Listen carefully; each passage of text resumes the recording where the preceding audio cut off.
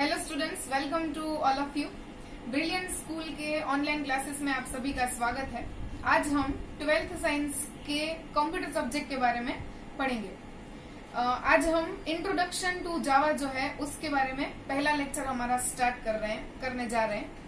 तो introduction to जो जावा है उसमें हमें पढ़ना है about Java. So what is Java? I think आप सबने ये नाम पहली बार ही सुना होगा, Java, that is JAVA। There is no any full form of Java, it is it word is Java. तो जावा को समझने से पहले हमें ये समझना होगा कि what is programming language. Why हमें ये समझना होगा? Because Java itself is one type of programming language. There are so many programming languages available in market to develop any kind of software. जो भी सॉफ्टवेयर आप लोग यूज करते हो, जैसे कि आप लोग कोई भी गेम खेलते हो, फॉर एग्जांपल रमी आजकल बहुत चल रही है, ऑनलाइन जॉब गेम खेल रहे हो, या फिर कोई भी एप्लीकेशंस, तो हर एक एप्लीकेशंस को डेवलप करने के लिए कोई ना कोई प्रोग्रामिंग लैंग्वेज चाहिए ही होती है। Java is one of them. तो जावा को समझने से पहले हमें ये समझना पड़ेगा कि प्रोग्रामिंग लैंग्वेज किसे बोलते हैं। सो हियर फर्स्ट स्टार्टेड कि प्रोग्रामिंग लैंग्वेज मतलब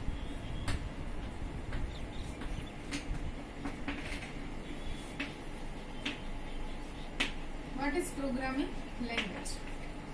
Now we all are aware with language. Language किसे बोलते हैं ये तो हमें पता ही है। लैंग्वेज मतलब भाषा। जैसे एक ह्यूमन को दूसरे ह्यूमन के साथ इंटरेक्शन करना है तो दोनों ह्यूमन के बीच में एक कॉमन लैंग्वेज होती है, कॉमन भाषा होती है, जिससे दोनों आपस में एक दूसरे के साथ काम कर पाए। अब ह्यूमन टू ह्यूमन कन्वर्सेशन करने के लिए there are different kinds of languages like Gujarati, Hindi, English etcetera, so many languages are there. But if you want to work with computer, यानी कि एक ह्यूमन है और दूसरा कंप्यूटर है यानी कि मशीन है। अब ये जो ह्यूमन है इसकी जितनी भी लैंग्वेजेस है वो एक भी लैंग्वेजेस को ये कंप्यूटर यानी कि मशीन जो है वो समझ नहीं सकता है। Because machine has only one language and it is either in 0 और 1। यानी कि मशीन जो है उसको या सिर्फ 0 में समझ आती है या सिर्फ 1 में समझ आती है। हमारी जो भी लैंग्वेजेस है ह्यूमन की, एक भी लैंग्वेज कंप्यूटर को समझ में नहीं आती है। मान लो कि आप कंप्यूटर में अपना नाम टाइप करते हो, फॉर एग्जांपल किसी का भी नाम है ABC, तो मैं कंप्यूटर में मेरा नाम टाइप करती हूँ ABC। Computer did not about what is A, what is B, what is C। ये फॉर्म को सिर्फ हम यूज करते हैं, बट कंप्यूटर कौन सी लैंग्वेज समझता है? 0, 1, और इसको बोलते हैं मशीन लैंग्वेज। तो सबसे पहले कंप्यूटर के साथ अगर किसी को काम करना है तो उसको ये मशीन लैंग्वेज प्रॉपरली आनी चाहिए थी। मतलब उसके भी साइंटिस्ट हुआ करते थे जिन्होंने अपने 25-30 साल सिर्फ यही सीखने में लगा दिए कि 01 से क्या कोड बनते हैं।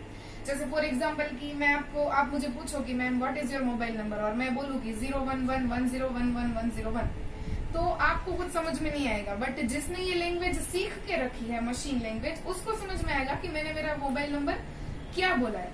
But it is not easy to learn and work with it. उसमें बहुत सारा टाइम्स भी कंज्यूम होता है और आप इतने अच्छे से उसके साथ काम भी नहीं कर सकते। तो ये फर्स्ट लैंग्वेज थी, मशीन लैंग्वेज, कंप्यूटर के लिए।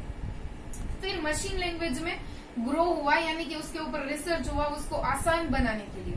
तो मशीन लैंग्वेज के बाद next language I, that is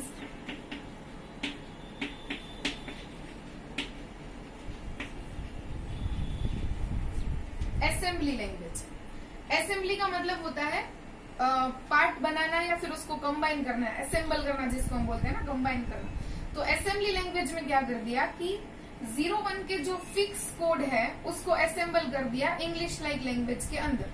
for example कि मुझे एडिशन करना है, तो मुझे एडिशन करना है 5 + 3, but again computer can not understand 5 + 3। तो 5 का बाइनरी कोड जो कि 101 है और 3 का बाइनरी कोड जो कि 011 है, ये इनबिल्ट कोड है। अब प्लस का भी एक बाइनरी कोड होता है जो कि 5 डिजिट्स का होता है, लेकिन उसमें क्या होता है कि 5 डिजिट्स का जो प्लस का कोड है वो तो हर एक जगह पे सेम रहेगा। तो असेंबली लैंग्वेज ने क्या कर दिया, उसके लिए कोड बना दिया कि वहां पे आपको लिखना है ADD। सो कंप्यूटर समझ जाएगा कि ADD का मतलब है प्लस। फिर अगर आपको माइनस करना है तो सब्सट्रैक्शन का मतलब है SUB एंड सो ऑन। लेकिन अगेन ये जो असेंबली लैंग्वेज थी वो टोटली ह्यूमन समझ सके ऐसी लैंग्वेज टोटली नहीं थी। तो इसमें भी इम्प्रूवमेंट आया। अब सबसे पहले मशीन लैंग्वेज थी, वेरी हार्ड टू अंडरस्टैंड। फिर उसमें थोड़ा इम्प्रूवमेंट आया, असेंबली लैंग्वेज, वो पार्शियल मशीन थी, पार्शियल इंग्लिश लैंग्वेज थी, उसमें भी इम्प्रूवमेंट आया। और थर्ड जनरेशन लैंग्वेज आई जिसको बोलते हैं पीओपी, यानी कि प्रोसीजर ओरिएंटेड प्रोग्रामिंग लैंग्वेज। आप में से कई स्टूडेंट्स ने 10th या 8th स्टैंडर्ड में अगर कंप्यूटर पढ़ा हो तो उसमें प्रोग्रामिंग इन सी करके एक लैंग्वेज आती थी, अगर किसी ने पढ़ा हो या फिर किसी ने सुना हो। तो पीओपी बेस्ड लैंग्वेज जो थी थर्ड जनरेशन लैंग्वेज, उसमें क्या कर दिया कि ह्यूमन को अपने भाषा में यानी इंग्लिश लाइक लैंग्वेज के अंदर कोड प्रिपेयर करना है, फिर बीच में एक ट्रांसलेटर होगा, वो ह्यूमन के अंडरस्टैंडेबल कोड को ट्रांसलेट करके मशीन कोड में कन्वर्ट करेगा और फिर वो कंप्यूटर को उसे सेंड कर देगा। तो इसीलिए इस लैंग्वेज को इंटरमीडिएट लैंग्वेज भी बोला जाता है, क्योंकि इन ह्यूमन और कंप्यूटर के बीच में क्या लगा दिया, एक ट्रांसलेटर लगा दिया। ट्रांसलेटर मतलब जैसे मैंने अभी बोला कि ह्यूमन जो कोड लिखते हैं उसको हम बोलेंगे सोर्स कोड, टेक्निकल लैंग्वेज में उसको बोलते हैं सोर्स कोड। तो ह्यूमन के रीडेबल कोड को वो ट्रांसलेटर कन्वर्ट करेगा मशीन रीडेबल कोड में और फिर मशीन को सेंड कर देगा। ये स्टार्ट हुआ फ्रॉम थर्ड जनरेशन यानी कि पीओपी बेस्ड। और इससे आगे फोर्थ जनरेशन लैंग्वेज का इंट्रोडक्शन हुआ जिसको बोलते हैं OOP, that is object oriented programming language. इसमें क्या हुआ कि ये जो प्रॉब्लम थी वो तो निकाल दी कि ह्यूमन अपनी लैंग्वेज में कोड लिख सकते हैं, लेकिन उसको इजी वे में और आसानी से काम कर सके इसके लिए fourth generation language latest generation है। इसके आगे कोई नेक्स्ट जनरेशन की लैंग्वेजेस का इंट्रोडक्शन नहीं हुआ है। सो ओओपी बेस्ड जितनी भी लैंग्वेज होती है that all are latest programming languages. तो ये जितनी भी हमने देखी वो प्रोग्रामिंग लैंग्वेजेस की जनरेशंस थी। तो आई थिंक अब आपको समझ में आ गया होगा कि प्रोग्रामिंग लैंग्वेज किसे बोलते हैं और how many kinds of programming languages generations are there. फिर से मैं शॉर्ट में बता दूं तो प्रोग्रामिंग लैंग्वेज जो है वो कंप्यूटर के अंदर सॉफ्टवेयर डेवलप करने के लिए यूज में आती है। आपको कंप्यूटर में कोई भी छोटा सा सॉफ्टवेयर डेवलप करना है, कोई भी प्रोग्राम डेवलप करना है, तो आपको कोई भी प्रोग्रामिंग लैंग्वेज आनी चाहिए, तो ही आप कंप्यूटर के साथ काम कर पाओगे। बट शुरू में था मशीन लैंग्वेज, फिर उसमें थोड़ा बहुत चेंजेस आए और आया असेंबली लैंग्वेज, उसमें चेंजेस आए और आया पीओपी लैंग्वेज, और लास्ट में जो फोर्थ जनरेशन लैंग्वेज आई उसको हम बोलते हैं OOP, that is object oriented programming language. अब ये सारी स्टोरी मैंने आपको क्यों बताई, because Java is one type of object oriented programming language. That's why मैंने आपको ऑब्जेक्ट ओरिएंटेड से अवेयर करने के लिए ये स्टोरी बताई कि इस तरह से इम्प्रूवमेंट हुआ और what is object oriented programming language is. Java जो है वो बहुत सारी ऑब्जेक्ट ओरिएंटेड प्रोग्रामिंग लैंग्वेजेस में से एक प्रोग्रामिंग लैंग्वेज है। तो अब आपको ये समझ में आ गया होगा कि जावा क्या है। Java is one kind of OOP based programming language. ठीक है, so let's start introduction of Java. Java जो है उसका फर्स्ट नेम था OAK। What is the first name of Java is OAK, Oak. अब ऑक करके एक ट्री आती है और इस ट्री के कंसेप्ट के ऊपर से जावा का जो फर्स्ट नेम था वो था ऑक।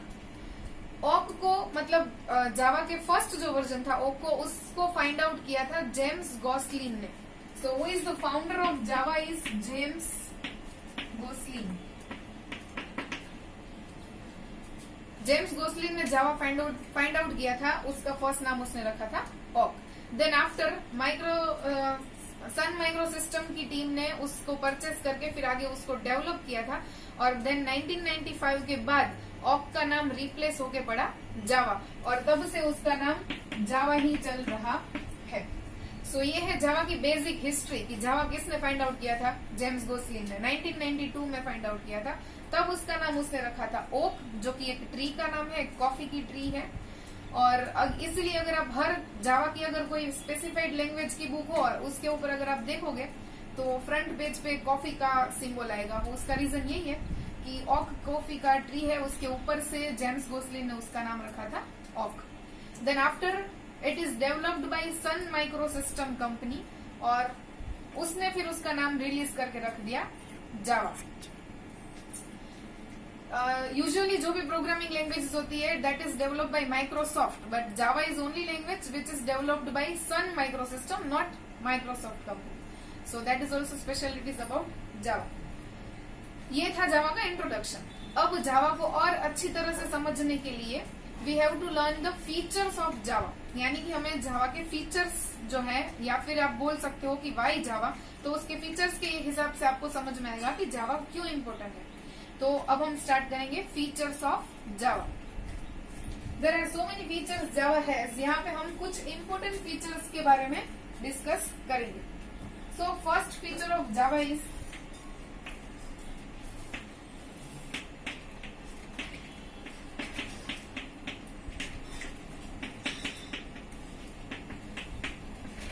here first feature of java is it is a pure object oriented programming language। मैंने जस्ट अभी आपको बताया कि ऑब्जेक्ट ओरिएंटेड प्रोग्रामिंग लैंग्वेज क्या है।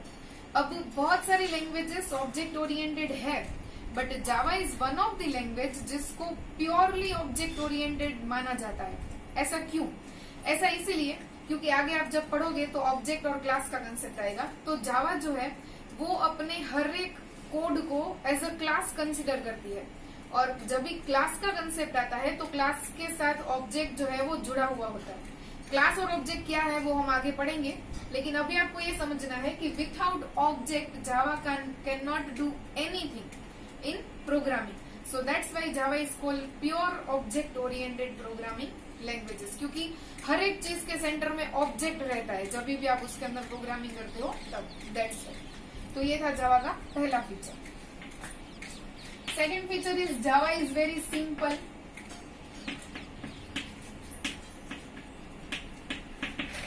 And easy language. अब सिंपल एंड इजी लैंग्वेज क्यों बोला है?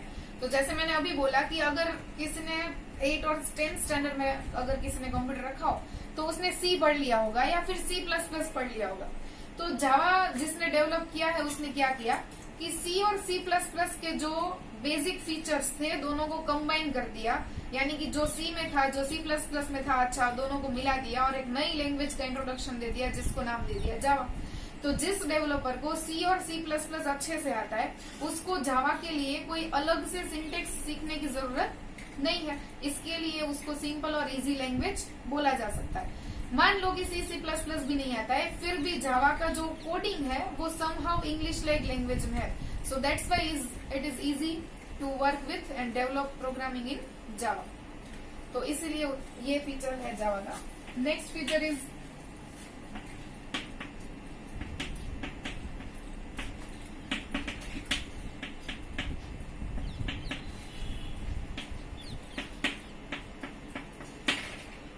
इस फीचर के सामने मैंने स्टार्ट किया है because it is one of the very important feature of Java and that is platform independent. Java जो है वो शायद पहली ऐसी प्रोग्रामिंग लैंग्वेज बनी थी जो प्लेटफॉर्म इंडिपेंडेंट बनी थी। अब यहाँ पे प्लेटफॉर्म मतलब जो किचन वाला प्लेटफॉर्म या रेलवे ट्रैक वाला प्लेटफॉर्म नहीं। यहाँ पे प्लेटफॉर्म का मतलब होता है मशीन, यानी कोई भी मशीन, फिर चाहे वो कंप्यूटर का मशीन हो चाहे एलईडी का मशीन हो, कोई भी मशीन। सो जावा जो है उसने पहला ऐसा कंसेप्ट निकाला था कि develop one and run any time anywhere everywhere. ये जो कंसेप्ट था वो जावा ने निकाला था, यानी कि ये एक ऐसी लैंग्वेज है जो किसी भी मशीन में आप बना सकते हो और किसी भी मशीन में आप एग्जीक्यूट कर सकते हो।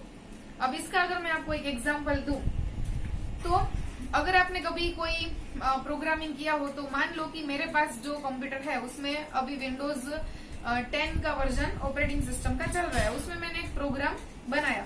अब उसी प्रोग्रामिंग फाइल को मैं ले जाके रन करवा रही हूँ Ubuntu operating system. You all are aware with Ubuntu operating system because you learned in 11th standard about Ubuntu, so I think you all know what is Ubuntu operating system is।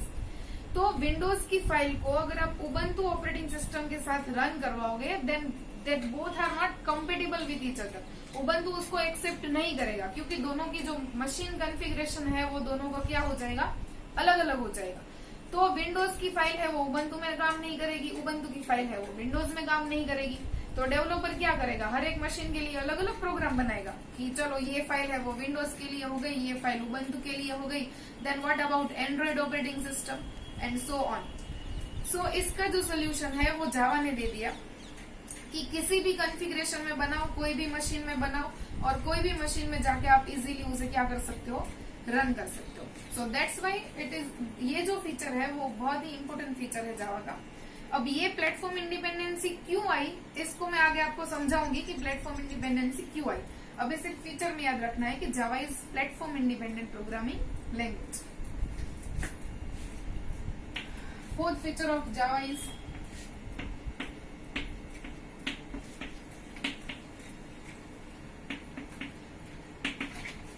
Java is one of the robust or you can say healthy programming language। अब programming languages में भी क्या healthy terms आती है, आपको ये सुन के थोड़ा शौक लगेगा। जी हाँ बिल्कुल, बिकॉज जावा जो है उसको हेल्दी इसीलिए बोला जाता है। हम किसी भी इंसान को हेल्दी कब बोलते हैं, जरूरी नहीं कि जो इंसान मोटा है मतलब बॉडी में वो हेल्दी हो या फिर जो पतला है वो हेल्दी हो। हम हेल्दी उसे बोलते हैं जो छोटी छोटी चीजों पे बीमार ना हो जाए। जैसे अभी वेदर चेंज हो रहा है तो बहुत सारे लोग बीमार हो रहे हैं, that means they all are not as healthy as much to compatible with environment. तो हेल्दी किसे बोलते हैं कि जिसको किसी भी रोग के सामने फाइट करने की जिसमें कैपेबिलिटी है उसे हम बोलते हैं हेल्दी। तो यहाँ पे प्रोग्रामिंग लैंग्वेजेस के अंदर भी जावा जो है वो बहुत सारी, यहाँ पे रोग नहीं बोलेंगे, बहुत सारी एरर्स मीन्स मिस्टेक्स, तो बहुत सारी एरर का सामना जावा खुद कर देता है जो कि डेवलपर को नहीं करना पड़ता है। यानी छोटी छोटी एरर पे जावा का प्रोग्राम रुक नहीं जाता है, वो कंटिन्यूअसली अगर माइनर एरर हुई तो वो उसको अपने हिसाब से मैनेज कर लेता है। एंड दैट्स व्हाई जावा को robust and healthy programming languages बोला गया है। Another feature of Java is distributed. Distributed का मतलब होता है अलग अलग जगहों पे जो भी चीज मतलब बांटी हुई है उसको हम बोलेंगे डिस्ट्रीब्यूटेड। अब इसको हम सिंपल एग्जांपल की हेल्प से समझ ले अगर, तो आपने अपने सबने शायद अपने जीमेल अकाउंट तो रखे ही होंगे। तो हमारे जो जीमेल अकाउंट हमने बना के रखा है उसका लॉगिन आईडी अगर मैं करूं, मतलब मेरा यूजर नेम पासवर्ड, वो जरूरी नहीं कि मैं अपने फोन से कर रही हूँ बनाने के बाद, किसी और डिवाइस से कर रही हूँ, मेरे फोन से कर रही हूँ, मेरे लैपटॉप में से कर रही हूँ। तो ये यूजर नेम पासवर्ड जो है वो है कहाँ पे, किस जगह पे पड़ा है जो आपको मिल रहा है। तो एक्चुअल में वो पड़ा है सर्वर के अंदर, गूगल के सर्वर के अंदर वो डेटा पड़ा हुआ है। तो हम क्या कर रहे हैं कि हमारे यूजर नेम पासवर्ड जो है वो वहाँ गूगल के सर्वर में जाएगा, वहाँ के जो यूजर नेम पासवर्ड है उसके साथ हमारा यूजर नेम पासवर्ड वो मैच करेगा। If they both are match तो वो हमको लॉगिन सक्सेसफुल करके हमारा जो आगे का अकाउंट की प्रोसेस है वो करने देगा, और अगर वो इनकरेक्ट है तो फिर हमें ट्राई अगेन बोलेगा।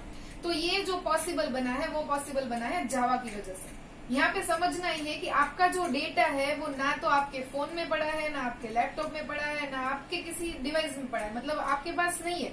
वो डेटा है गूगल के सर्वर में, उसके कंप्यूटर में पड़ा हुआ है, और आप अपने फोन में से उसके सर्वर का जो डेटा है उससे आप एक्सेस कर पा रहे हो डायरेक्टली और इनडायरेक्टली, तो उसे बोलेंगे डिस्ट्रीब्यूटेड। ठीक है, तो ये भी जावा का एक इम्पोर्टेंट फीचर है, ये पॉसिबल बनाया है जावा ने कि डिस्ट्रीब्यूटेड लोकेशन पे पड़ा हुआ जो डेटा है वो डिस्ट्रीब्यूटेड जगह पे आप एक्सेस कर पाओ। Next feature of Java is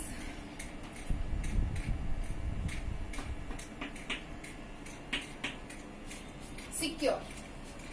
secure जो है वो आज के जो भी मतलब टेक्नोलॉजी बढ़ती जा रही है, तो security is most important feature and Java also has that feature about security. Why Java is secure, तो उसके दो रीजन है। जावा जो है वो खुद सिक्योरिटी प्रोवाइड करती है, ताकि आप भी अगर उसको सिक्योर ना करो तो वो इनबिल्ट सिक्योरिटी फीचर उसके पास है। कैसे है? सबसे पहला है पॉइंटर। मैंने आपको बोला था शुरू में कि Java is simple, and why it is simple because it is combined the feature of C and C++। But मैंने आपको उस टाइम पे वो बोलना भूल गई थी कि C++ के जो कॉम्प्लिकेटेड फीचर्स हैं, यानी जो हार्ड फीचर्स है, वो जावा ने रिमूव कर दिए। उसमें से एक फीचर है पॉइंटर। अगर किसी ने सी पढ़ा हो तो सी में एक फीचर आता है पॉइंटर। पॉइंटर का मतलब है you have to work with memory address और इन कंप्यूटर, यानी कि कंप्यूटर के अंदर जो मेमोरी एड्रेस पड़ा हुआ है तो उसके साथ अगर आपको काम करना है तो आपको पॉइंटर का यूज करना है। अब जावा ने पॉइंटर ही निकाल दिया है। अब आप सोचोगे कि मेमोरी एड्रेस के साथ काम करने में क्या फर्क है, तो फर्क ये है कि अगर आपको किसी का भी मेमोरी एड्रेस मिल जाए तो उस एड्रेस पे जो डेटा है वो आप इजीली हैक कर सकते हो, मतलब इजीली उसको रीड कर सकते हो, मैनिपुलेट कर सकते हो। अब जावा ने क्या किया है, उसी को ही रोक दिया है, पॉइंटर ही यूज नहीं करना है। तो पॉइंटर जब यूज नहीं करना है तो मेमोरी एड्रेस के साथ आप इतनी आसानी से काम नहीं कर पाओगे। सो that's why your data is secure. Another दूसरा उसका रीजन है कि जावा के अंदर एप्लेट करके एक वेब पेज आता है। तो वेब पेज एप्लेट जो है वो उसको जावा परमिशन नहीं दे रहा है कि वो सर्वर के पीसी में जाए और उसकी हार्ड डिस्क में कुछ चेंजेस करके आए। ऐसी परमिशन जावा ने एप्लेट में नहीं रखी है, क्योंकि वेब पेज जो है हमारा कोई भी वेब पेज है, अगर आप गूगल का पेज खोलोगे तो जैसे मैंने अभी बोला कि यूजर नेम पासवर्ड है तो वो जाएगा गूगल के सर्वर के हार्ड डिस्क में से डेटा रीड करेगा and whatever process are. So applet का अगर वेब पेज है तो एप्लेट को परमिशन नहीं है कि वो सर्वर की हार्ड डिस्क में जाए और डेटा मैनिपुलेट करे until server give rights to them. अगर सर्वर राइट्स दे रहे हैं तो वो एप्लेट मॉडिफिकेशन कर पाएगा, वरना नहीं कर पाएगा। So your data will be secure. So that is also feature of Java कि वो सिक्योरिटी भी प्रोवाइड करता है। And the today's last feature is execution speed.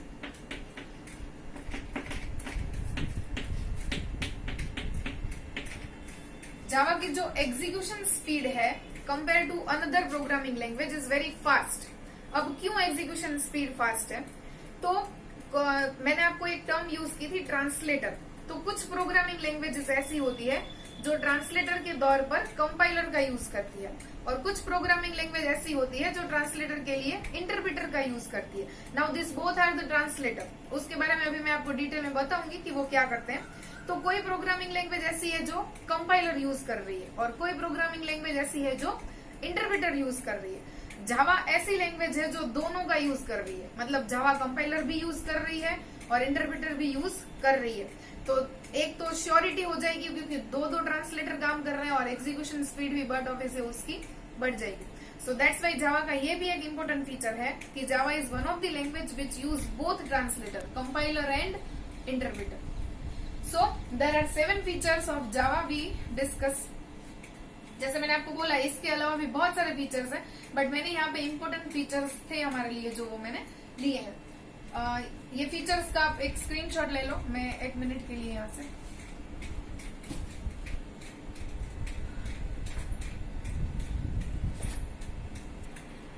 Okay. तो हमने फीचर्स पढ़ लिए, उसमें मैंने एक टर्म यूज की ट्रांसलेटर। सो ट्रांसलेटर जो है वो एक इम्पोर्टेंट टर्म है, इसलिए अब मैं आपको बताऊंगी कि ट्रांसलेटर एग्जैक्टली होता क्या है और वो करता क्या है। तो इससे पहले मैं आपको कुछ सवाल पूछूंगी, तो आपको खुद से आंसर देने हैं अपने मन के अंदर। मान लो कि जैसे एक ह्यूमन टू दूसरे ह्यूमन दोनों को आपस में कन्वर्सेशन करनी है, जैसे मैं अभी आपको टीच करवा रही हूँ, आप पढ़ रहे हो। बट सोचो कि अगर आपको सिर्फ इंग्लिश आती है और मुझे सिर्फ गुजराती आती है, मतलब यहाँ पे 2 इंसान है। There are 2 human beings. First का नाम हम रख देते हैं ए और सेकंड का नाम हम रख देते हैं बी। अब ए जो है उसको सिर्फ इंग्लिश आती है और बी जो है उसको सिर्फ गुजराती आती है, या फिर ऐसा बोल सकते हैं कि ए को गुजराती नहीं आती और बी को इंग्लिश नहीं आती और दोनों को एक दूसरे के साथ काम भी करना है। तो इसका सोल्यूशन क्या है, आप सोचो, 5 सेकंड वीडियो पॉज करके आप सोचो कि ए और बी के बीच में एक भी ऐसी कॉमन लैंग्वेज नहीं है जिसके साथ वो दोनों काम कर सके, मतलब दोनों को एक दूसरे की लैंग्वेज नहीं आती है। Now how to deal with it, आप सोचो कि आपके दिमाग में कई सारे सॉल्यूशंस आएंगे। मे बी एक सॉल्यूशन आपके दिमाग में ऐसा आएगा कि दोनों में से किसी एक को सीख लेना चाहिए, मतलब या तो ए को बोलो कि वो गुजराती सीख ले, या तो बी को बोलो कि वो इंग्लिश सीख ले, तो दोनों में काम हो जाएगा। बट दोनों में से किसी को कुछ सीखना भी नहीं है, मतलब ए को भी नहीं सीखना है और बी को भी नहीं सीखना है। तो ये जो फर्स्ट सोल्यूशन हमने सोचा था, किसी ने सोचा होगा, तो वो फेल हो गया। तो दूसरा सोच सकते हो आप। अब अगर आपने सोचा हो तो आपके दिमाग में आया होगा there is a third person, मतलब हम दोनों के बीच में एक ऐसा पर्सन लगा देते हैं जिसको इंग्लिश और गुजराती दोनों आती है, जिसका नाम हम कर देते हैं सी। ठीक है, अब सी को इंग्लिश भी आती है और सी को गुजराती भी आती है। अब क्या होगा, ए जो भी बोलेगा इंग्लिश में वो सी ट्रांसलेट करेगा गुजराती में और पहुंचा देगा बी को। तो हो गया ना दोनों के बीच में जो भी कम्युनिकेशन होना था। एंड वाइस वर्सा, बी जो भी बोलेगा गुजराती में वो उसको ट्रांसलेट करके पहुंचा देगा इंग्लिश में ए को। सो सोल्यूशन मिल गया। सो ये जो इंटरमीडिएट पर्सन है, जैसे यहाँ पे पर्सन है, इसको हम बोलेंगे ट्रांसलेटर। जैसे आपने बहुत सारी मूवीज में भी देखा होगा कि कोर्ट के अंदर कोई ऐसा इंसान है जिसको वो लैंग्वेज नहीं आती, तो एक ट्रांसलेटर रखा हुआ है, या फिर किसी भी जगह पे ऐसा ट्रांसलेटर रखा हुआ होता है। सिमिलरली पहले मैंने अब आपको वापस पहले का याद करना होगा। मैंने आपको बोला था कि ह्यूमन की लैंग्वेज जो थी वो कंप्यूटर को समझ में नहीं आती थी। अब यहाँ पे ह्यूमन की जगह पे मैं लगा देती हूँ कंप्यूटर।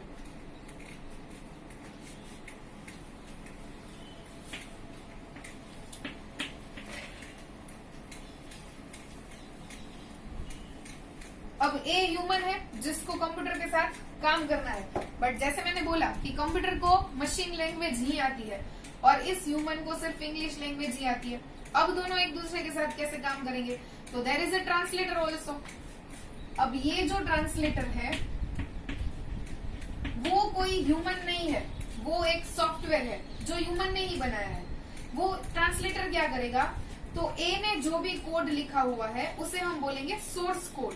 यानी ए ने अपनी एक फाइल बनाई होगी, जावा की फाइल, उसमें उसने जावा की जो लैंग्वेज है उसके हिसाब से उसने वो कोड लिखा होगा, तो ये सोर्स फाइल हो गई। अब ये ट्रांसलेटर क्या करेगा? इस सोर्स फाइल को कन्वर्ट करेगा मशीन समझ सके ऐसे कोड में, जिसको हम बोलेंगे machine code.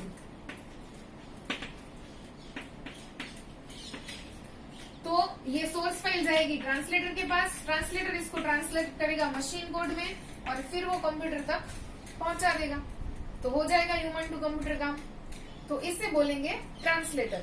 So in terms of programming language, translator is one type of software which convert the source code into machine code. इसे हम बोलेंगे ट्रांसलेटर। अब यहाँ पे दो तरह के ट्रांसलेटर हैं। First is compiler and second is interpreter. यानी ये दोनों ही ट्रांसलेटर का काम करते हैं। मतलब ट्रांसलेटर की जगह पे आप कंपाइलर का भी यूज कर सकते हो और इंटरप्रेटर का भी यूज कर सकते हो। अब यहाँ पे क्वेश्चन ये है कि दोनों का काम अगर एक ही है तो फिर दोनों की रिक्वायरमेंट क्यों आ गई? जैसे हम बोलते हैं ना कि एक काम अगर एक इंसान कर ही रहा है तो फिर दूसरे इंसान को सेम काम के लिए क्यों ऑक्यूपाइड करते हैं? तो अब आएगा कि दोनों की काम करने की जो सिस्टम है वो अलग है। मतलब काम तो दोनों एक ही कर रहे हैं, बट कंपाइलर जो है उसका काम करने का तरीका थोड़ा अलग है और इंटरप्रेटर जो है उसका काम करने का थोड़ा तरीका जो है वो अलग है। अब सबसे पहले दोनों कैसे काम करते हैं वो समझ लेते हैं। कंपाइलर क्या करेगा? मान लो कि ये सोर्स फाइल है, तो कंपाइलर क्या करेगा? इसमें 10 लाइन लिखी हुई है, तो कंपाइलर 10 लाइन को एक साथ चेक कर लेगा। मतलब first line, second line, third line, पूरी फाइल को एक साथ चेक कर लेगा और after complete checking of file वो जितनी भी मिस्टेक उसमें आएगी, यानी कि error, we will talk about error in later. तो जो भी एरर यानी कि मिस्टेक जो भी आएगी वो सब एक साथ दिखा देगा। तो ये काम करने का तरीका है कंपाइलर का। इसकी जगह पे इंटरप्रेटर क्या करेगा?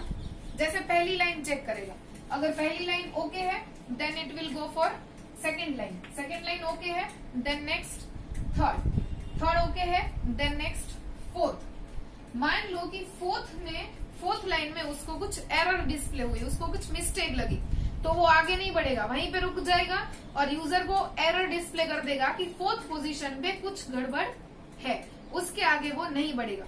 अब जब आप एरर सॉल्व करोगे तो वापस से वो फोर्थ लाइन को कंपाइल करेगा, चेक करेगा, अगर if it is okay then it will be go for fifth line and so on. तो बेसिकली कंपाइलर जो है it check whole file at a time और इंटरप्रेटर जो है it check line by line your file at a time. मतलब वो line by line execution देता है और कंपाइलर एक साथ में पूरा एग्जीक्यूशन दे देता है। तो ये है दोनों की काम करने की सिस्टम। अब जैसे सिस्टम है वैसे उसके प्रॉन्स कॉन्स भी होंगे, मतलब एडवांटेजेस डिसएडवांटेजेस भी होंगे। तो जो एडवांटेज कंपाइलर का है वो डिसएडवांटेज इंटरप्रेटर का है और जो एडवांटेज है इंटरप्रेटर का वो डिसएडवांटेज है कंपाइलर का। कैसे? अब अगर आप दोनों की स्टाइल सोचो तो आपको खुद से कुछ एडवांटेजेस और डिसएडवांटेजेस दिमाग में आएंगे। जैसे अगर मैं बात करूं इंटरप्रेटर के एडवांटेज की कि वो लाइन बाय लाइन चेक करता है, तो इससे फायदा क्या होगा? तो इससे फायदा ये होगा कि वो जिस भी लाइन पे रुका हुआ है यू नो कि एरर वहीं पे है, क्योंकि इसके आगे तो वो गया नहीं है और इसके ऊपर का तो उसने एग्जीक्यूट करके रख दिया है। तो इंटरप्रेटर जिस भी लाइन पे रुका है your error is in that place only. तो आपको एरर फाइंड आउट करनी इंटरप्रेटर में इजी हो जाती है। जबकि इसका कंपैरिजन आप कंपाइलर से करोगे तो कंपाइलर क्या करता है, पूरी फाइल को एक साथ में चेक कर देगा और एरर भी एक साथ डिस्प्ले कर देगा। तो ऐसा कभी कभी होता है कि हमने लाइन ऑफ कोड सिर्फ 10 लिखी है और कंपाइलर में एरर 15 दिखाई है, ऐसा होता है कभी। तो पहली बात तो हम इतनी सारी एरर देख के ही डर जाते हैं कि मैंने लाइन ऑफ कोड लिखा है, इससे ज्यादा तो मेरे प्रोग्राम में एरर आई, और दूसरा उसको ढूंढने जाओ। तो एरर फाइंड आउट इंटरप्रेटर में इजी है, जबकि कंपाइलर में थोड़ा मुश्किल है। सामने कंपाइलर की अगर बात करूं तो कंपाइलर की एग्जीक्यूशन स्पीड इंटरप्रेटर से ज्यादा अच्छी है। क्यों? क्योंकि उसने सारी फाइल को एक साथ में चेक करके अपना काम निपटा दिया है, जबकि इंटरप्रेटर रुका हुआ है, वो वेट कर रहा है कि यूजर 4th लाइन की, फॉर एग्जांपल वहां पे रुका है, तो 4th लाइन की एरर यूजर सॉल्व करे तो वो आगे एग्जीक्यूट करने के लिए जाए, वरना वो आगे एग्जीक्यूट के लिए जाएगा ही नहीं। So it will take some time for execution rather than compiler. तो कंपाइलर की एग्जीक्यूशन स्पीड अच्छी है, ये उसका एडवांटेज है। सामने इंटरप्रेटर का एडवांटेज ये है कि उसमें एरर फाइंड आउट करना इजी है। तो दिस ऑल अबाउट ट्रांसलेटर। तो मैंने आपको यहाँ पे बता दिया कि ट्रांसलेटर किसे बोलते हैं। 2 टाइप्स के ट्रांसलेटर होते हैं, कंपाइलर एंड इंटरप्रेटर। जैसे मैंने अभी फीचर में बोला कि some programming languages use compiler और some programming languages use interpreter, but here Java use both compiler and interpreter to compile source file.